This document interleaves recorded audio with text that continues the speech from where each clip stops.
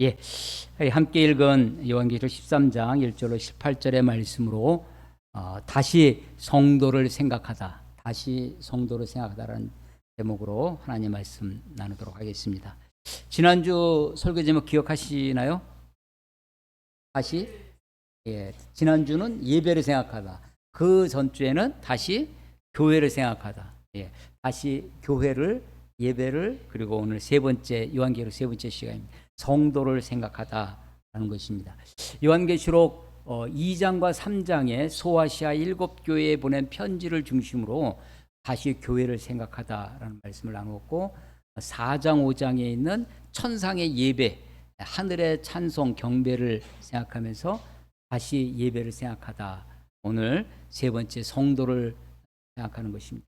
요한계시록을 읽으면서 하나님의 마지막 때에 어떻게 심판하시고 마지막 재앙이 7인을 뗄 때, 7나팔을 불 때, 7대접을 쏟을 때 어떻게 재앙이 오고 어떻게 심판이 오는지에 대한 관심이 우리들에게 많이 있지만, 특별히 오늘도 13장 마지막 절에 나오는 666, 도대체 666이 뭔가, 어렸을 때 본 그 영화 오맨이 생각나는데, 오맨이 징조 이런 뜻이거든요.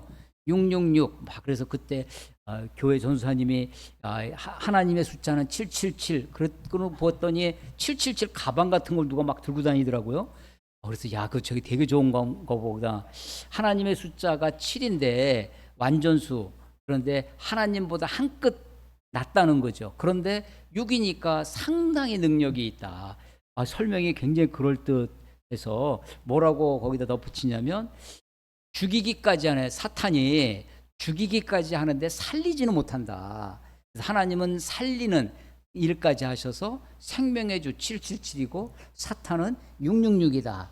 6이 3개 겹쳐서 우리의 관심이 이렇게 갑니다. 그런데 요한계시록을 특별히 이번에 다시 매일 성경과 함께 읽으면서 요한계시록의 관심이 교회에 있구나. 요한계시록의 관심이 예배에 있구나. 요한계시록의 관심이 성도에 있구나라는 것을 다시 한번 보게 되고, 그렇게 성경을 다시 읽게 됩니다. 이번 주간도 요한계시록을 통으로 다 읽은 건 한 서너 번 되고요. 요 4장부터 14장까지 요 부분은 더 여러 번 이렇게 읽고 하면서 참 말씀이 참 귀하다. 그래서 우리 지난주 설교의 서두에서도 우리가 저 2000년 전 1세기 그 시대를 한번 돌아가서 박해받는 그리스도인들이, 핍박받는 그리스도인들이 요한계시록의 말씀을 어떻게 들었을까? 그들은 이 말씀을 들으면서, 이 말씀을 읽으면서 어떻게 용기를 받고 어떻게 위로를 받고 어떻게 소망을 붙들고 살아갈 수 있었을까라는 것을 여러분과 함께 나누었던 적이 있습니다.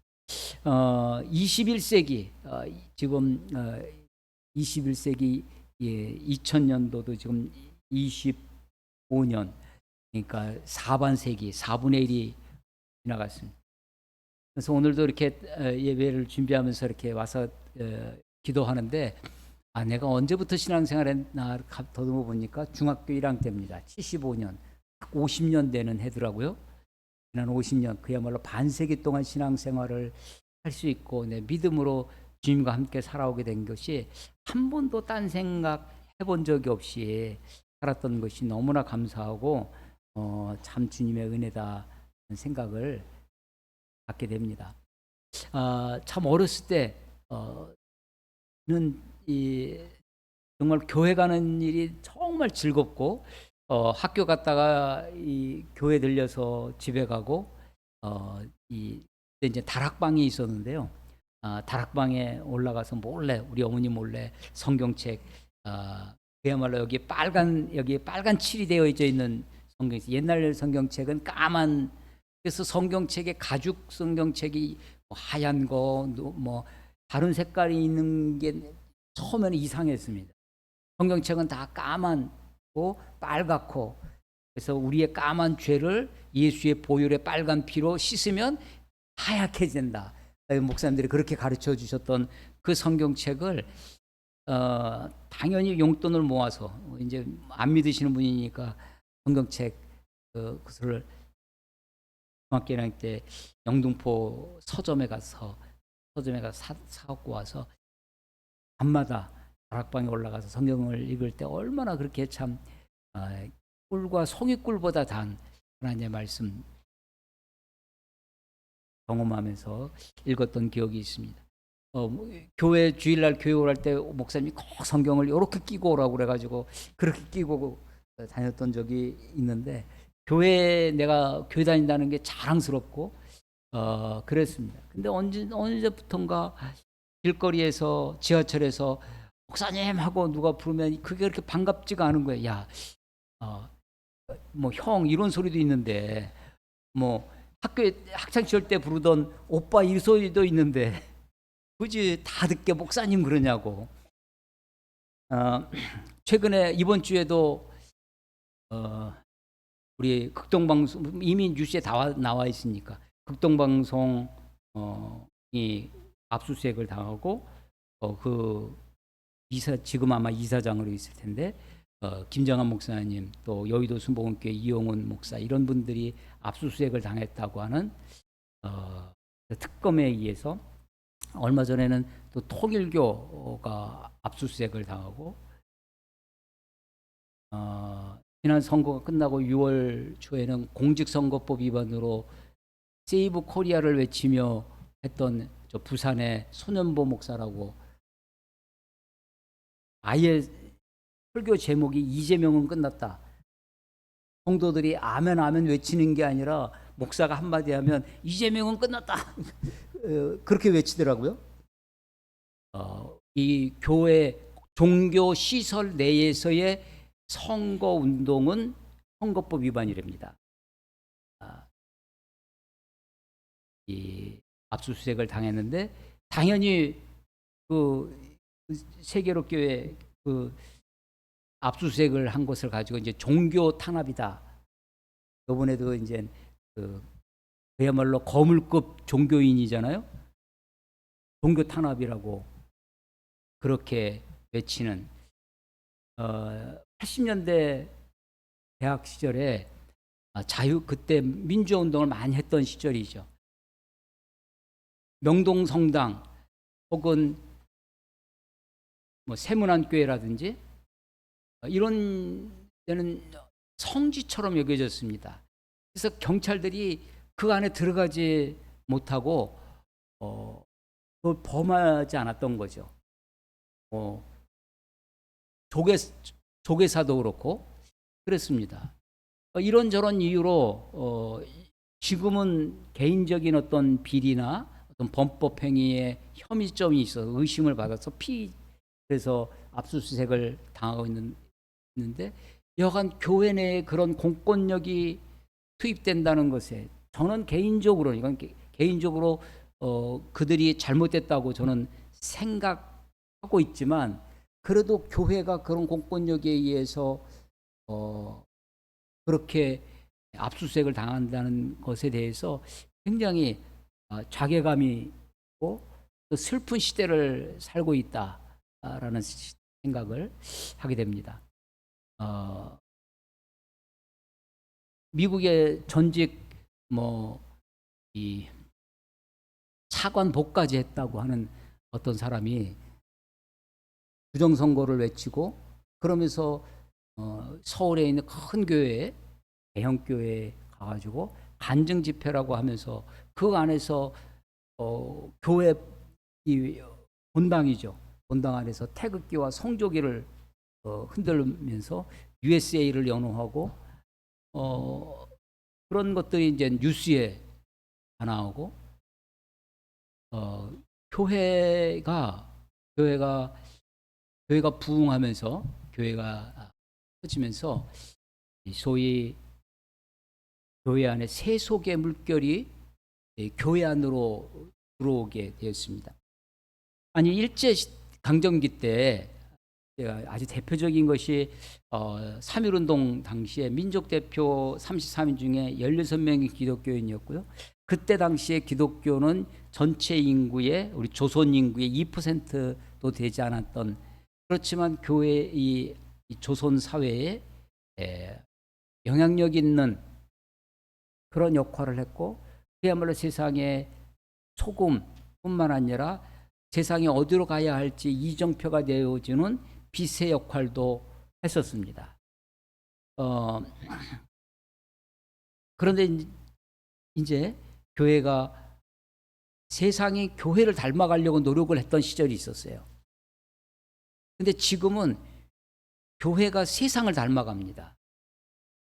세상의 경영의 원리가 교회를 운영하는, 교회를 이끌고 가는 목회와 목회의 그 모습과 경영의 모습이 그렇게 다르게 보이지 않습니다.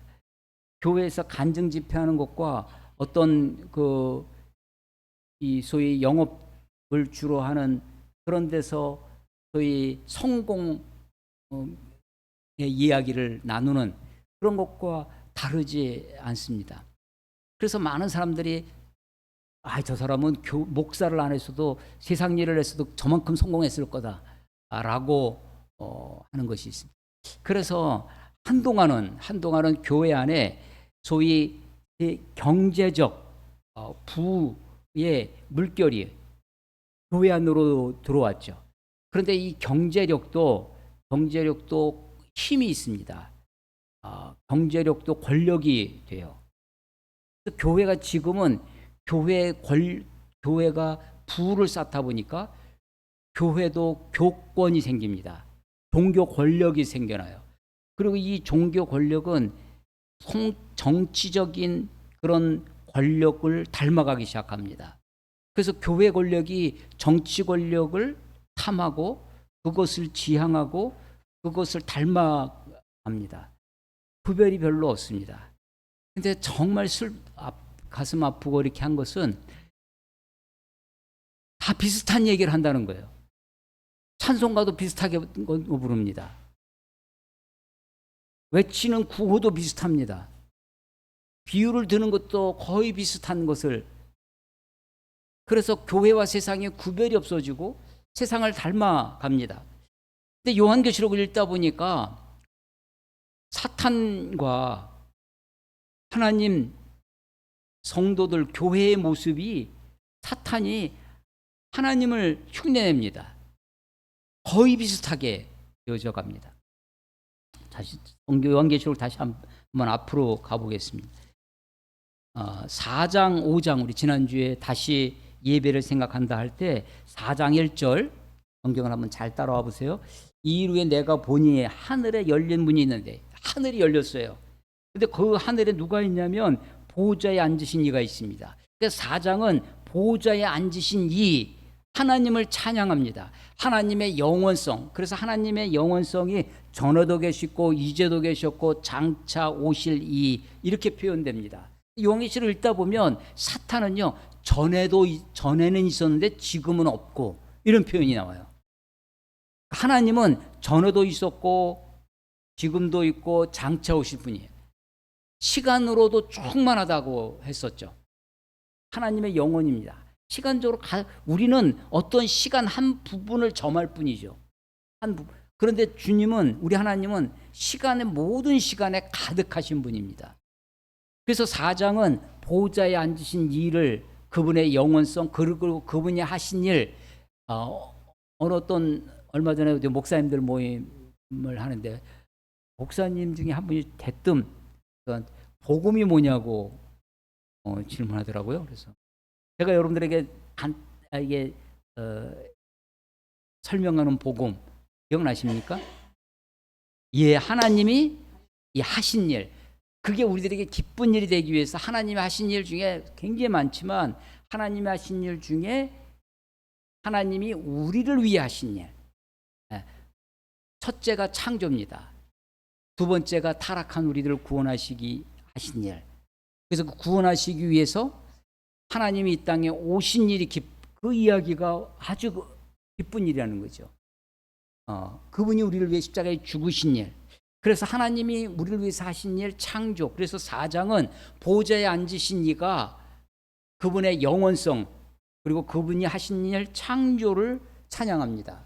4장이. 5장 가면 그분이 우리에게 하신 일, 구원하신 일을 찬양을 합니다. 근데 5장은 5장 1절 내가 보매 보호자에 앉으신 이의 오른손에 두루마리가 있으니 안팎으로 원래 두루마리는 앞에만 쓰는데 안에만 쓰는데 바깥에까지 빽빽하게 써 있다는 거죠.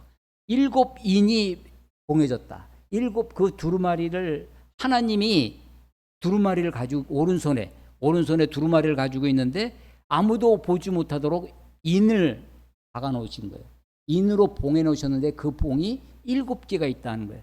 그걸 보고 천사가, 그것도 힘 있는 천사가 보고서는 누가 저 인을 뗄까 하고 탄식을 하고, 요한도 그것을 보고 아무도 그것을 인을 뗄 자가 아무도 없다는 것을 보고 울었다는 거죠. 그게 5장 4절입니다. 내가 크게 울었더니 5절 장로 중에 한 사람이 내게 말하되 울지 말라 유다 지파의 사자 다윗의 뿌리가 이겼으니 그 두루마리와 그 7인을 떼시리라. 그 7인을 떼시리라. 누가 떼냐면 다윗의 뿌리, 다윗의 줄기 기둥이 아니라 지금은 보이지 않아요. 이새의 싹에서 이사야가 예언했던 이새의 싹, 그 밑에 있는 겁니다. 그런데 그것은 6절에는 일찍이 죽임을 당한 것 같은 어린 양이라는 거예요. 근데 이걸 그분이 떼실 것이다. 즉 예수 그리스도께서 어린 양으로 오시는 그분이, 다윗의 뿌리에서 나시는 그분이 7인을 떼시리라는 것을 누가 알아봤어요? 장로 중에 하나가. 그러니까요, 천사도 모르는 것을 누가 알아요? 장로가. 여기서의 장로는 누구겠어요? 성도입니다.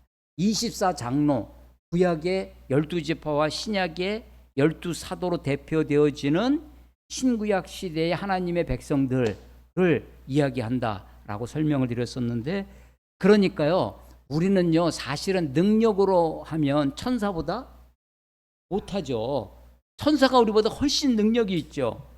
그런데 하나님이 우리를 천사보다 더 귀하게 여기시고 우리를 그렇게 높이시는 것은 이 어린 양이신 예수, 일찍이 죽임을 당한 그분이 7인을 떼시라는 것을 알 것이 바로 장로 중에 한 사람이었다는 것입니다. 그래서 5장은 그 어린 양 대신 예수가 세상을 이긴, 마귀를 이긴 것이 십자가의 죽음으로 이겼다는 거죠. 그래서 5장 9절에 보면 두루마리를 가지시고 그 인봉 떼시기 합당하도다. 일찍이 죽임을 당하사 각 족속과 방언과 백성과 나라 가운데서 사람들을 피로 사서 하나님께 드리시고, 저와 여러분을 예수님이 자기 피로 값을 주고 우리를 사셨어요. 그리고 우리를 하나님께 드렸어요. 우리가 하나님께 드려진 예물이에요. 그래서 하나님이 그 보좌 앞에 우리를 드렸다는 것이죠. 그래서 5장은 우리를 구원해 주시기 위해서 자기 피를 흘리신 어린 양 대신 일찍이 죽음을 당한 어린 양, 그분을 찬양하는 내용이었습니다. 6장 1절 또 내가 보죠. 6장 1절 내가 보면 어린 양이 7인 중에 하나를 떼신, 그 7인을 떼시기 시작해요. 그때 내가 들으니 내 생물 중에 하나가, 그 보좌에, 하나님의 보좌에 네 짐승, 네 생물이 있었고, 그리고 24 장로들이 있는 보좌가 있었는데 그 네 생물이 하나씩 등장하는 것입니다. 2절 이에 내가 보니 흰 말이 있는데 그 탄자가 활을 가졌고 면류관을 받고 나아가서 이기고 또 이기려고 하더라. 이기려고 하는데 완전히 이긴 건 아니에요. 그래서 이 7인을 떼는데 이 7인의 재앙은 마치 하나님의 재앙, 심판의 배경과 같습니다. 아직 본격적인 심판이 이루어지지 않았어요. 3절 둘째 인을 떼실 때 붉은 말이 나타납니다. 5절 셋째 인을 떼실 때 셋째 생물이 또 검은 말이 등장합니다. 7절 넷째 인을 떼실 때 넷째 생물이 등장하고 청황색 말이 등장해요. 그래서 네 생물이 다 지나갔습니다. 그래서 그 다음 다섯째, 여섯째 인을 떼시는데 9절 다섯째 인을 떼실 때에 내가 보니 하나님의 말씀과 그들이 가진 증거로 말미암아 죽임을 당한 영혼들이 제단 아래에 있어. 아까 일찍이 죽임을 당한 어린 양은 예수님입니다. 근데 여기서 6장 9절에서 하나님의 말씀과 그들이 가진 증거로 말미암아 죽임을 당한 영혼들, 성도들이죠. 특별히 그 중에서도 순교자의 영혼들입니다. 그들이 제단 아래에 있어 큰 소리로 불러이르되 거룩하고 참되신 대주제여 땅에 거하는 자들을 심판하여 우리 피를 갚아주지 아니하시기를 어느 때까지 하시려나. 그 순교자의 피를 갚아준다는 거죠. 12절에는 내가 보니 여섯째 인을 떼실 때 큰 지진이 해가 검은 털로 쌓은 상복같이 검어지고 달은 온통 피같이 되며 하늘의 별들이 무화과 나무가 대풍에 흔들려 설익은 열매가 떨어지는 것 같이 땅에 떨어지며 해와 달과 별들이, 그래서 이 일곱 이는 배경과 같은데 주로 자연에 대한 재앙입니다. 그 다음에 있는 일곱 나팔은 이제 사람에 대한 것으로 발전되어져 가는데, 여섯 인을 지금 6장에서 여섯 인을 띄었어요. 6장 12절에 8장 1절에 보시면 일곱 인을 떼실 때, 그래서 일곱 인 중에 여섯 인을 띄고 마지막 일곱 인을 떼는 사이에 가운데 삽입처럼 7장이 들어 있습니다. 하나님의 심판의 내 배경처럼 설명하시는데 7장 1절, 2일 후에 내가 네 천사가 땅 네 모퉁이에 선 것을 보니 땅의 사방에 바람을 붙잡아 바람으로 하여금 땅에나 바다에나 각종 나무에 불지 못하게 하더라. 바람을 불지 못하도록 땅의 네 모퉁이를, 마치 태풍이 몰려오면 태풍의 눈에 거기 고요한 지점이 있다는 것처럼 하나님의 심판이 본격적으로 오기 전에 바람을 붙잡았어요. 바람이 불지 않습니다. 이 바람이 사실은 자연을 생생하게 만드는 것 중에 하나죠. 우리는 태풍 때문에 피해를 받는 지역도 있지만, 근데 지금 바람을 붙잡고 있어요. 2절 또 봄에 다른 천사가 살아계신 하나님의 인을 가지고 해 돋는 데서부터 올라와서 땅과 바다를 해롭게 할 권세를 받은 네 천사를 향하여 큰 소리로 외쳐. 자, 3절 이르되 우리가 우리 하나님의 종들의 이마에 인치기까지 땅이나 바다나 나무들을 해하지 말라 하시더라. 자, 지금 여섯 인까지 인을 떼낼 때의 재앙은, 일곱 인의 재앙은 하나님의 심판의 배경과 같은 것이다. 주로 자연에 대한 것이라고 했는데, 지금 7장 3절에서 하나님의 종들의 이마에 인을 칠 때까지, 이 사람은 하나님의 종이다 하고 도장으로 확인해 주는 거예요. 하나님의 인을 그 이마에 인칠 때까지 땅이나 바다나 나무들을 해하지 말라. 그때까지는 이 자연에 대한 재앙이 유예되는 거예요. 언제까지? 하나님의 종들을 인칠 때까지. 그래서 4절 내가 인침을 받은 자의 수를 들으니 이스라엘 자손의 각 지파 중에 인침을 받은 자가 14만 4천이. 이 14만 4천이 또 많은 이단들이, 특별히 신천지에서 14만 4천까지 들어야 된다라고 해가지고, 근데 이 신천지가 하도 포교를 많이 해가지고 이걸 훨씬 넘어갔다고 그래요. 그러니까 그 다음에는 너희들 중에 진짜를 가려야 된다, 시험을 본다고 합니다. 신천지도 시험 보는 거 장면들이 있죠. 그래서 더 충성을, 자기 그 신도들의 맹목적 충성을 끌어내기 위해서 이 숫자를 사용하는 것입니다. 14만 4천도 12 곱하기 12 144 곱하기 1000의 상징의 숫자입니다. 하나님의 백성들의 완전한 수, 특별히 하나님의 종들의 수라는 것입니다. 그러면서 5절에 유다 지파에서 12,000명, 무슨 지파에게 12,000명, 12지파. 그래서 신천지에서 많이 쓰는 것이 이 신천지 지부들을 다 지파로 무슨 지파 그렇게 자기들이 마음대로 이름 붙여놓고 그렇게 하고 있는 거죠. 근데 그것만 있는 것이 아니라 9절 이일 후에 내가 보니 각 나라와 족속과 백성과 방언에서 아무도 능히 셀 수 없는 큰 무리가 나와 흰 옷을 입고 손에 종려가지를 들고 보좌 앞과 어린 양 앞에 서서 보좌 앞에 하나님 앞에 어린 양 예수 그리스도 앞에 종려가지를 흔들고 흰옷을 입는 능히 셀 수 없는 큰 무리가 있다는 거예요. 그러니까 14만 4천이 그게 중요한 것이 아니라 아무도 능히 셀 수 없는 큰 무리가 있다는 것입니다. 그들이 10절에 구원하심이 보좌에 앉으신 우리의 하나님과 어린 양에게 있도다. 구원하심이 우리 이 찬송을 부르잖아요. 이게 바로 아무도 능히 셀 수 없는 큰 무리들의 찬송입니다. 천사들도 찬송해요. 11절 모든 천사가 보좌와 장로들과 내 생명을 주위에 서 있다가 보좌 앞에 엎드려 얼굴을 대고 하나님을 경배하며 이르되 아멘. 찬송과 영광과 지혜와 감사와 존귀와 권능과 힘이 몇 가지라고요? 7가지입니다. 우리 하나님께 세세토록 있을지어다. 아멘. 또 장로 중에 한 사람이 나타납니다. 장로 중에 하나가 응답하여 나에게 요한에게 묻습니다. 이 흰옷 입은 자들이 누구며 또 어디서 왔느냐 하고 물어보죠. 이 흰옷 입은 아무도 능히 셀 수 없는 큰 무리들, 보좌와 어린 양 앞에 가서 찬송을 부르던 이 사람들이 어디서 왔냐는 거예요.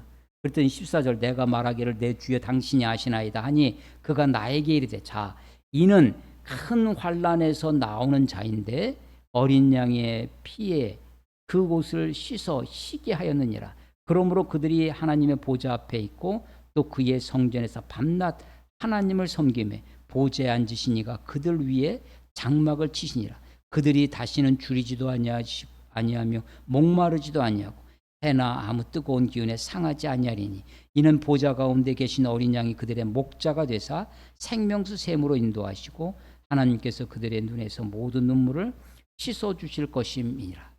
하나님의 종들, 하나님의 성도를 하나님께서 그렇게 지키시고 보호하시고 인도하시겠다라고 하는 것입니다.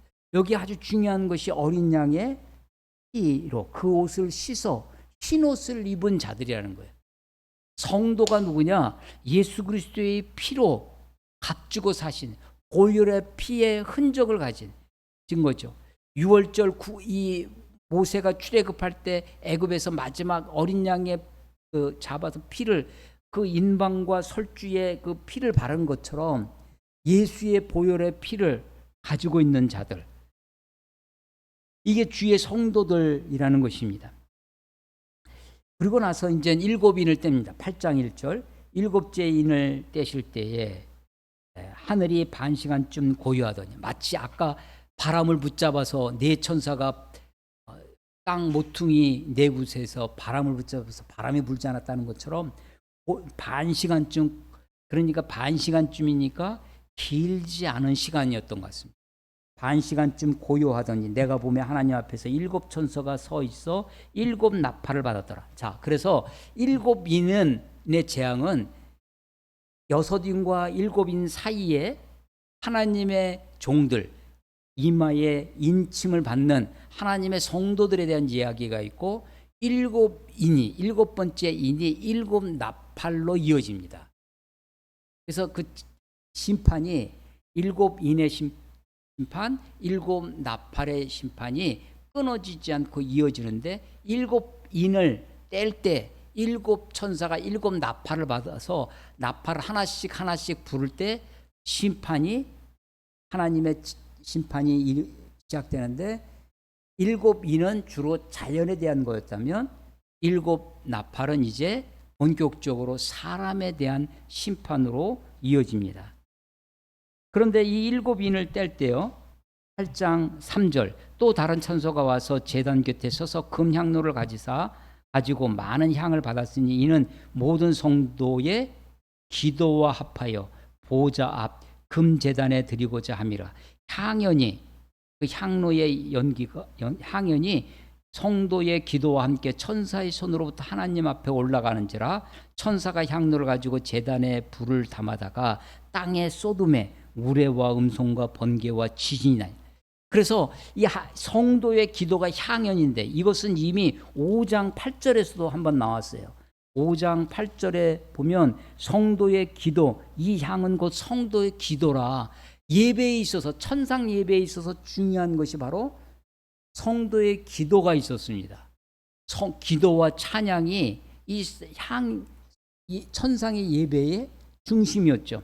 그런데 그 기도가 올려질 때 성제단의 불을 땅에다 쏟는 거예요.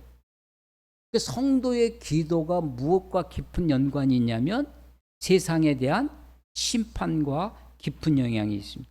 그래서 그 다음에 그 땅에 쏟아진 그 제단의 불이 나팔을 불기 시작하는 제단으로 그 재앙으로 시작됩니다.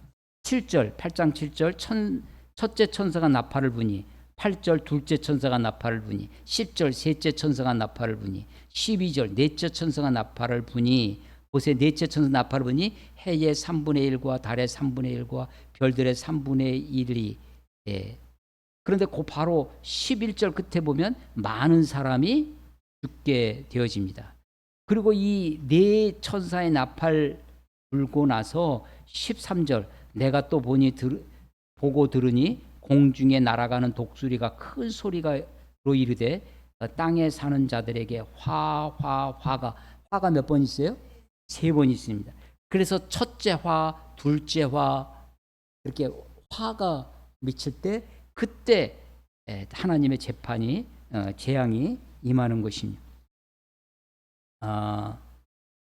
그래서 9장 12절에 보시면요. 첫째 화는 지나갔으나 보라 아직도 이후에 화 둘이 이리로다. 13절 그래서 다섯째 화가 첫째 화고 다섯째 나팔이 여섯째 나팔이 둘째 화입니다. 마지막 일곱째 나팔을 부는데 아직도 셋째 화가 남아 있어요. 9장 13절 여섯째 천사가 나팔을 불매 하면서 이 재앙이 시작됩니다. 근데 여섯째 아까 인을 뗄 때도 여섯째 인과 일곱째 인 사이에 인터벌이 있었고 그때 14만 4천 이야기가 있었는데 여섯째 나팔 9장 13절에 여섯째 천사가 나팔을 부는 것과 일곱째 나팔을 부는 것 사이에 또 인터벌이 있어요. 10장 1절에 보시면 여섯째 나팔 그 사이에 있는 겁니다.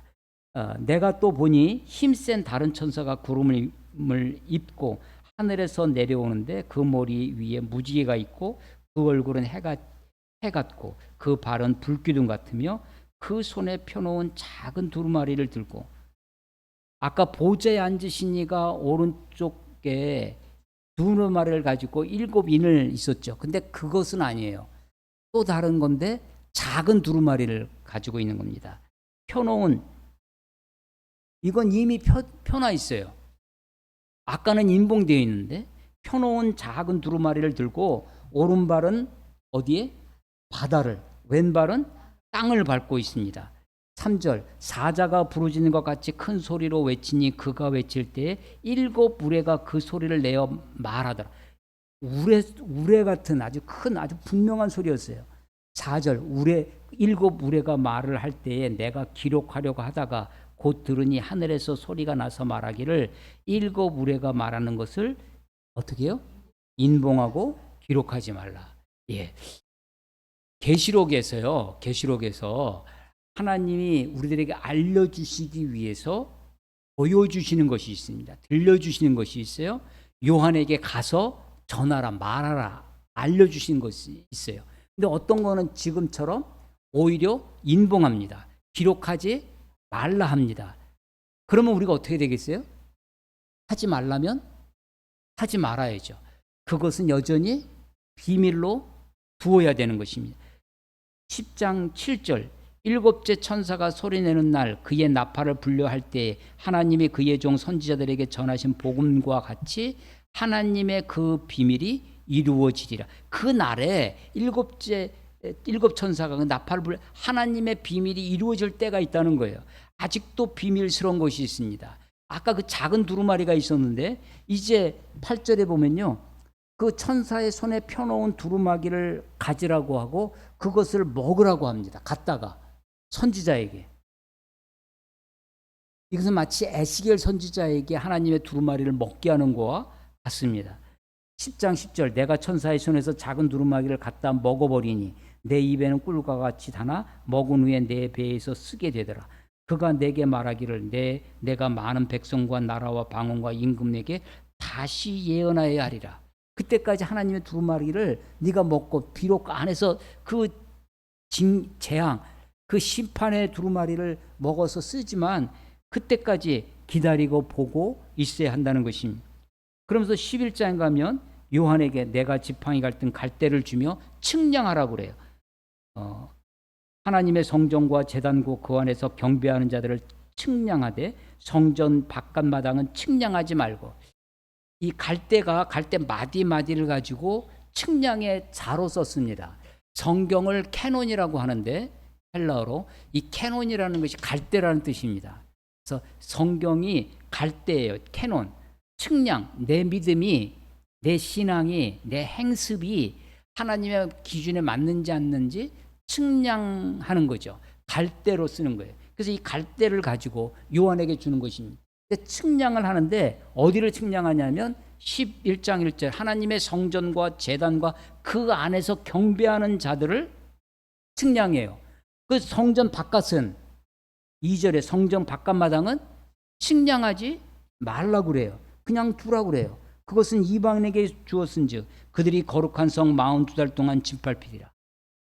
하나님이 성경을 주시는 것은, 하나님의 말씀을 주시는 것은 누구를 위해 주셨을까요? 성전 바깥에 있는 사람들을 위해서.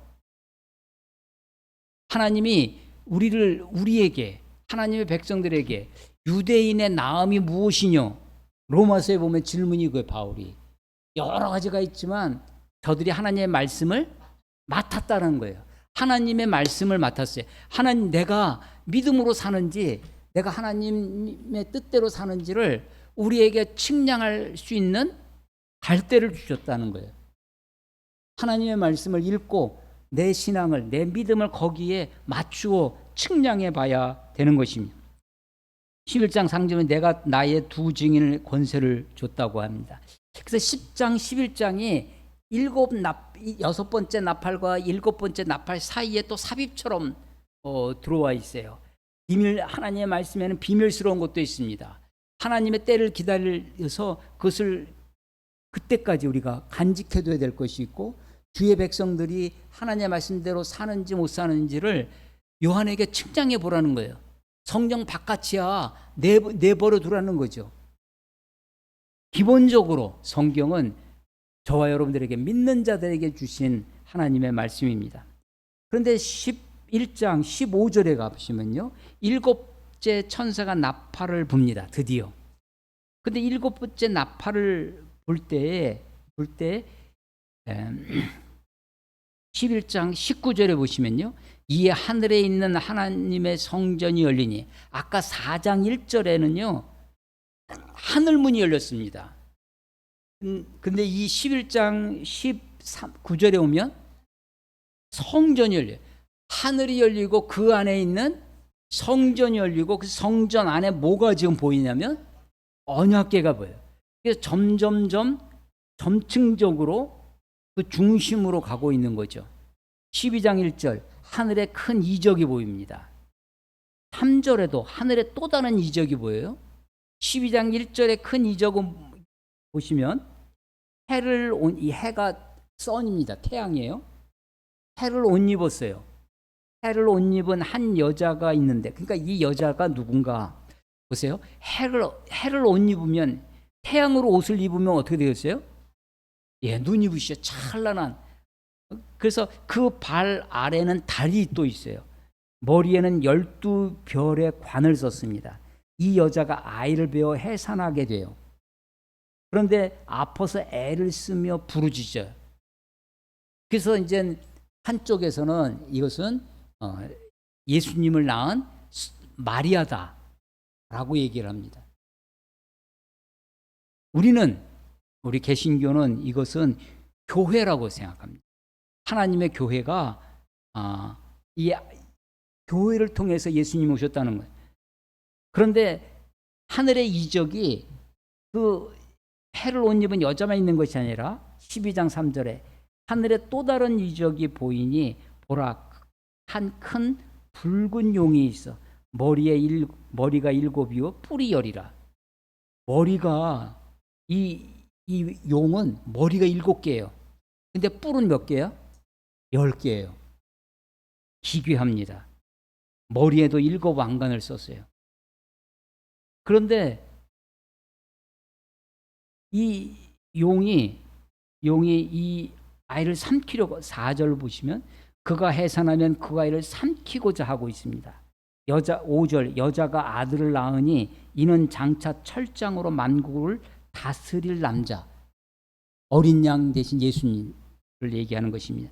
시편 2편 7절에 너는 내 아들이라 오늘 내가 너를 낳았도다. 내게 구하라 내가 이방 나라를 내 유업으로 주리니 내 소유가 땅끝까지 이르리라.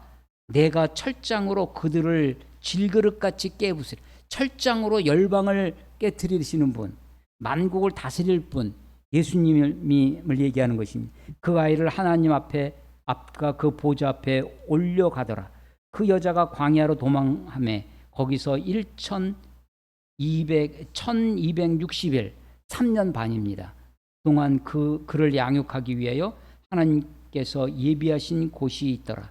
하늘에 전쟁이 있으니 미가엘과 그의 사자들이 용과 더불어 싸울세. 용과 그의 사자들도 싸우나. 하늘에 전쟁이 있었어요. 그래서 미가엘과 하나님의 천사와 그의 사자들 또 용과 그의 사자들이 하늘에서 싸움이 있었는데 하늘에서 내쫓김을 당합니다. 9절 큰 용이 내쫓기니 옛뱀 곧 마귀라고도 하고 사탄이라고도 하며 누구냐면 온 천하를 꿰는 자라. 그가 어디로 쫓겨나요? 땅으로 쫓겨나. 이 큰 용이 죽임을 당한 건 아닙니다. 사라진 게 아니에요. 하늘에서 쫓겨나서 땅은 아직도 누가 있냐면 하나님의 백성들이 있습니다. 성도들이 있어요. 그래서 이 백성들을 괴롭히는 거예요. 자, 10절 내가 또 들으니 하늘에 큰 음성이 있어 이르되 이제 우리 하나님의 구원과 능력과 나라와 또 그의 그리스도의 권세가 나타났으니 우리 형제들을 참소하던 자 곧 우리 하나님 앞에서 밤낮 참소하던 자가 쫓겨났고 그래서 이 사탄은요 천하를 꿰입니다. 유혹해요. 뿐만 아니라 하나님의 백성들을 참소합니다. 참소한다는 것은 고발하는 거예요. 우리의 죄를 사탄은요. 그래서 하나님의 심판을 받도록 재판에 우리들을 기소하는 거죠. 참소합니다. 거짓으로. 우리는 이미 예수 그리스도의 보혈의 피로 우리의 죄를 다 사함을 받았는데도 불구하고 우리를 밤낮 참소하는 거예요. 11절 또 우리 형제들이 어린 양의 피와 자기들의 증언하는 말씀으로써 그를 이겼으니 형제들이 성도들이 사탄을 이깁니다. 어떻게 이기냐면 두 가지로 이겨요. 어린 양의 피로 이깁니다. 그리고 자기들이 증언하는 말씀으로 이기는 겁니다. 그런데 어린 양의 피와 하나님의 말씀으로 이길 뿐만 아니라 그들은 죽기까지 자기들의 생명을 아끼지 아니함으로 이기는 겁니다. 그러므로 하늘과 그 가운데 거하는 자들은 즐거워하라. 예, 하나님의 백성들이 이 또 다른 싸움, 쫓겨난 마귀와의 싸움에 거하고 있지만 우리들이 권면하는 게 있어요. 즐거워하라는 것입니다. 그러나 땅과 바다는 화있을진저 이는 마귀가 자기의 때가 얼마 남지 않은 줄을 알므로 크게 분내요. 얼마 남지 않은 마귀의 때에 사탄이 분을 내서 우리와 싸운다는 것입니다.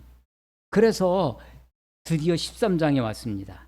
13장에 그 쫓겨난 용이 용의 부하 두 짐승이 백성들을 하나님의 성도들을 괴롭히는 시절이 13장입니다. 13장 내가 보니 바다에서 한 짐승이 나오는데 뿔이 10이요 머리가 7에 이거 용을 닮아 있어요. 머리가 7이고 뿔이 10입니다. 그 뿔에는 10 왕관이 있고 그 머리에는 신성모독하는 이름들 짐승의 정체를 우리가 확실하게 알 수 있죠. 신성을 모독합니다. 2절 내가 본 짐승은 표범과 비슷하고 그 발은 곰의 발 같고 그 입은 사자 입 같은데 용이 자기의 능력과 보좌와 큰 권세를 그에게 주었더라. 용이 이 짐승에게요 권세를 줍니다. 능력을 줘요. 보자. 그래서 이 짐승도 표범처럼, 곰처럼, 사자처럼 그렇게 용맹스럽게 보입니다. 더군다나 3절, 그의 머리 하나가 상하여 죽게 된 것 같더니 그 죽게 되었던 상처가 나음에, 머리가 7이었는데 그 중에 하나가 죽었다 살아납니다. 그래서 부활하신 예수님을 흉내냅니다. 그래서 온 땅이 놀라요. 3절에 온 땅이 놀랍게 하여 짐승을 따라. 그래서 이 세상에 많은 사람들이 이 짐승을 따라간다는 거예요. 4절, 용의 짐승에게 권세를 주므로. 짐승도 권세가 있어요. 용에게 경배합니다. 경배하며 짐승에게 경배하여 이르되 누가 이 짐승과 같으냐, 누가 이 하나님과 같으냐. 똑같습니다. 누가 능히 이와 더불어 싸우리 하더라. 또 짐승이 과장되어 신성모독하는 말을 받고 또 42달 1260일 3년 반의 세월입니다. 일할 권세를 받으니라. 짐승이 입을 벌려 하나님을 향하여 비방하되 그의 이름과 그의 장막곧 하늘에 사는 자들을 비방합니다. 하나님을 비방하고 신성을 모독하고 하나님의 백성들을 비방합니다. 7절, 또 권세를 받아 성도들과 싸워서 이기게 됩니다.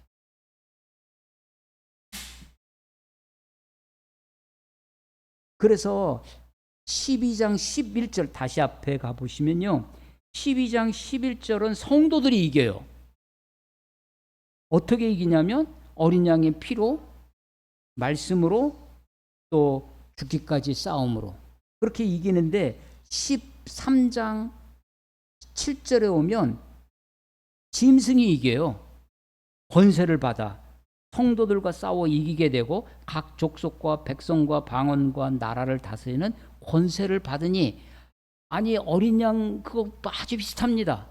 열방에 온 세상에 권세를 받아서 이 짐승이 이기는 거예요. 그래서 8절, 죽임을 당한 어린 양의 생명책에 창세 이후로 이름이 기록되지 못하고 이 땅에 사는 자들은 다 짐승에게 경배하게 됩니다. 그래서 이 누군지 귀 있는 자들은 들어야 됩니다. 잘 들어야 됩니다. 10절, 사로잡힐 자는 사로잡혀 갈 것이요 칼에 죽을 자는 마땅히 칼에 죽을 것이니. 예. 사로잡힐 자는 사로잡히고 죽을 자는 다 죽게 될 것입니다.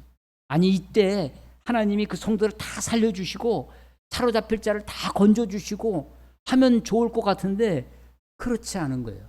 사로잡힐 자는 사로잡히고 칼에 죽을 자는 마땅히 칼에 죽을 것입니다. 그래서 이때 필요한 것이 뭐냐? 성도들의 인내와 믿음이라는 것입니다. 성도들의 인내와 믿음. 이 성도들의 인내와 믿음이 14장 12절에도 성도들의 인내가 여기 있나니 그들은 하나님의 계명과 예수에 대한 믿음을 지킨 자들아. 이 성도들에게 필요한 것이 또 있습니다. 19장 8절에 보시면 19장 8절, 그에게 빛나고 깨끗한 세마포 옷을 입도록 허락하셨으니 이 세마포 옷은 성도들의 옳은 행실이로다. 예.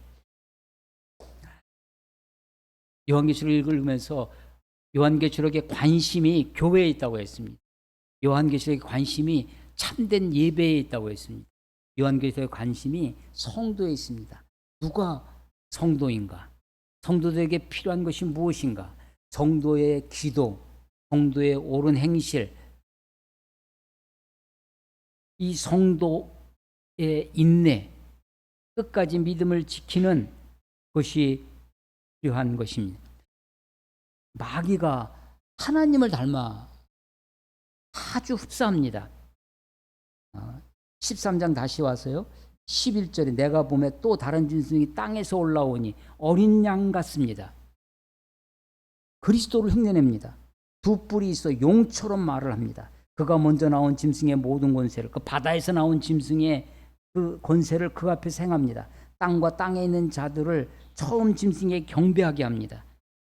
그래서 그리스도가 계속 나타나요. 이 땅에 자칭 예수라고 하는 자들이 계속 나타납니다. 곧 죽게 되었던 상처가 나은 자 부활을까지 흉내낸다고 그랬죠. 13절 큰 이적을 행합니다. 심지어 사람들 앞에서 불이 하늘로부터 땅에 내려오고 마치 엘리야처럼 14절 짐승 앞에서 받은 바 이적을 행함으로 땅에 거하는 자들을 미혹하며 땅에 거하는 자들에게 이르기를 칼에 상하였다가 살아난 짐승을 위하여 우상을 만들라. 그 우상의 말까지 합니다. 15절에 보면 우상에게 생기를 주고요. 우상도 말을 합니다. 16절 그가 모든 자 곧 작은 자나 큰 자나 부자나 가난한 자나 자유인이나 종인들에게 그 오른손에 이마에 표를 받게 합니다. 그래서 하나님의 종들은 이마에 인침을 받는데 이 짐승의 표예요. 인침을 받는 것과 표를 받는 것 똑같이 흉내를 냅니다. 17절 누구든지 이 표를 가진 자 외에는 매매를 못하게 하니 그래서 666이 무엇과 관계되었느냐? 여하간 무엇이든지 확정 지을 수는 없지만 우리들의 밥줄을 잡을 것입니다. 경제. 그래서 매매를 못하게 한다는 거죠. 짐승의 이름이나 그 이름을 수라. 예. 그래서 마지막 성도들에게 필요한 것이 뭐냐? 성도들은 기본적으로 예수의 피가 있어야 됩니다. 마지막에 성도들의 기도, 성도들의 옳은 행실과 더불어서 인내가 필요하고 그리고 성도의 18절에 지혜가 여기 있으니 총명한 자는 그 짐승의 수를 세어보라. 세어봐야 됩니다. 분별에 필요합니다. 마귀가 사탄이 그리스도를 닮아서 마치 자기가 그리스도인 것처럼 그렇게 것입니다. 천사의 모습으로 그렇게 보일 것입니다. 777을 닮아 666이라고 합니다. 요한계시록을 읽으면서 많은 우리 믿음 사람들이 666이 무엇이다 뭐 베리칩이다 뭐다 많이 얘기합니다. 하나도 믿을 필요가 없습니다. 그리고 제 생각에 이것이다 말하고 나면 곧바로 그것이 아닌 경우가 허다합니다. 그래서 우리가 속으로 그런가 항상 의심하고 봐야 됩니다. 항상 의심하고 큰 소리 치는 사람일수록 의심해 봐야 됩니다. 뭔가 획기적인 것을 보여주는 것, 해 아래 새 것이 없다고 했는데 획기적인 것을 보여주는 사람일수록 뭐하라? 의심해 보십시오. 마지막 때에 하나님의 성도들이 믿음을 지키고 인내하며 주님의 때에 그 때를 기다리며 하는 저와 여러분이 됐으면 좋겠습니다. 요한계시록을 다시 읽으면서 마지막 때에 성도가 필요한 것이 뭔가? 하나님이 사로잡힐 자는 사로잡혀 갈 것이고 칼에 죽을 자는 마땅히 칼에 죽을 것이라고. 아니 하나님이 나를 마지막에 그냥 낼름 들어서 그냥 아무 어려움 없이 휴거시켜 줬으면 좋을 것 같아요. 그런데 사로잡힐 자는 사로잡힐 것이고 죽을 자는 땅이 죽임을 당할 것입니다. 이 모든 것이 다 하나님의 뜻에 있을 것입니다. 그러나 하나님이 우리를 그 어느 순간에도 불꽃 같은 눈동자로 지키시고 보호하시고 하나님의 백성들에게 인을 치셔서 하나님의 종들을 마지막 구원 그 하나님의 천상의 예배 그래서 새하늘과 새 땅의 그 꿈을 갖게 하실 것입니다.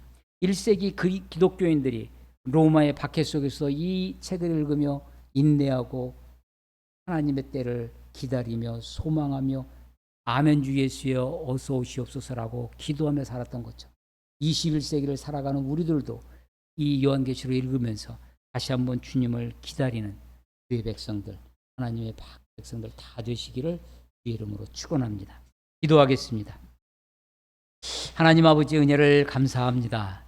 우리의 믿음의 선조들이 고난과 박해 핍박 속에서도 굴하지 아니하고 바알에게 무릎 꿇거나 입맞추지 아니하고 끝까지 믿음을 지키며 살았던 것처럼 하나님 우리도 마지막 때에 세상의 유혹에 입맞추지 아니하고 세상의 위협에 굴하지 아니하고 믿음을 굳게 지키며 성도의 길을